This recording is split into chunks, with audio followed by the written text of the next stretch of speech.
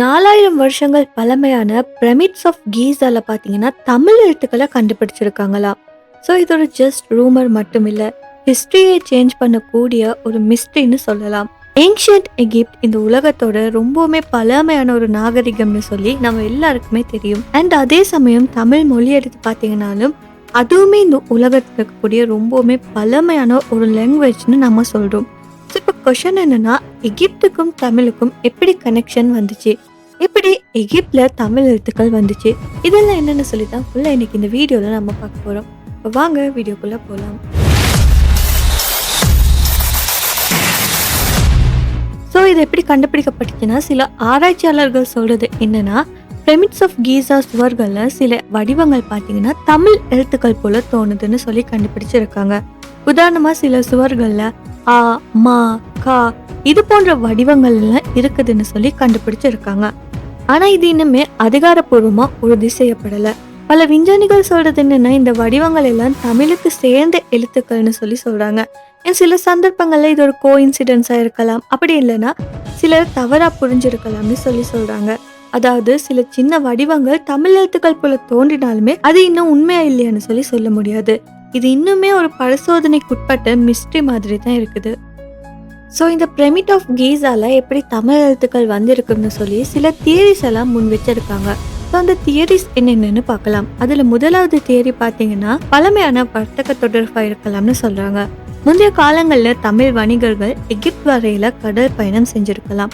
So அப்போ ரெண்டு நாடுகளும் இடையில கலாச்சாரம், பழமையான பழக்க வழக்கங்கள் இதெல்லாம் பரிமாறிக்கொள்ளப்பட்டிருக்கலாம். ஸோ இதனால தான் இந்த எழுத்து வடிவங்கள் இல்லைன்னா குறியீடுகள் ஒத்து போயிருக்கலாம்னு சொல்லி சிலர் சொல்றாங்க.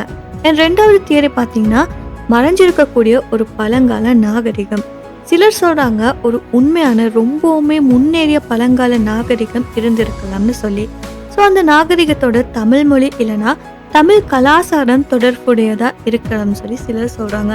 மூணாவது தியரி என்ன சொல்லுதுன்னா, இது முழுக்க முழுக்க ஒரு தவறான புரிதலா இருக்கும்னு சொல்லி. பல விஞ்ஞானிகள் சொல்றது என்னன்னா, எகிப்த் பிரமிட் சுவர்கள்ல உள்ள சின்ன வடிவங்கள் தமிழ் எழுத்துக்களை போல தோன்றினாலுமே அது எப்பயுமே தமிழ் எழுத்துக்களா இருக்காதுன்னு சொல்லி சொல்றாங்க. சில எழுத்து வடிவங்கள் சில எழுத்துக்களோட ரெண்டுமே சிமிலரிட்டியை காட்டும். ஸோ அதை மாதிரி தான் இதுன்னு சொல்லி சொல்றாங்க.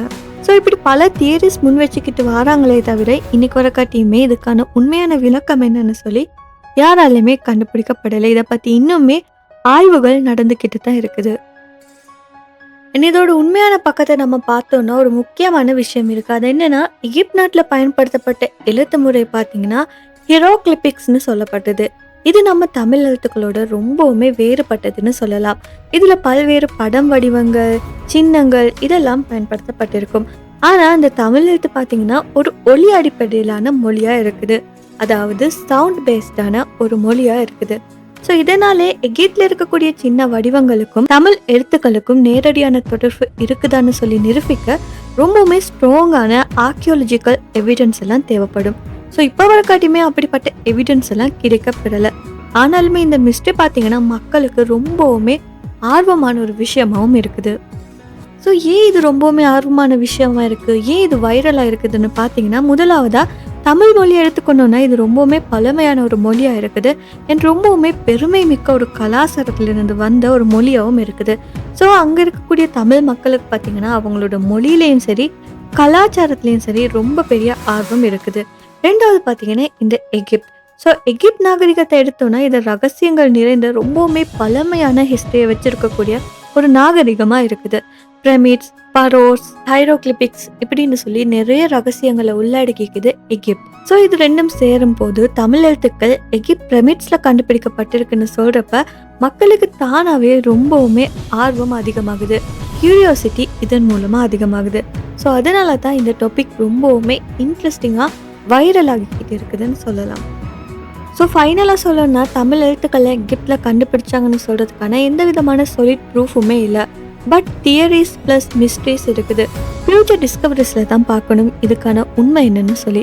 ஸோ நீங்கள் என்ன நினைக்கிறீங்க, இது ரியலான கனெக்ஷனா இல்லைன்னா ஒரு கோஇன்சிடென்ஸாக இருக்குமான்னு சொல்லி கமெண்ட்டில் சொல்லுங்கள். ஏன்னா இன்னும் இன்ட்ரெஸ்டிங்கான மிஸ்டீரியஸான கண்டென்ட்மே நம்ம மறக்காம இந்த வீடியோவை லைக் பண்ணி ஷேர் பண்ணி நம்ம யூடியூப் சேனலை சப்ஸ்கிரைப் பண்ணிக்கோங்க.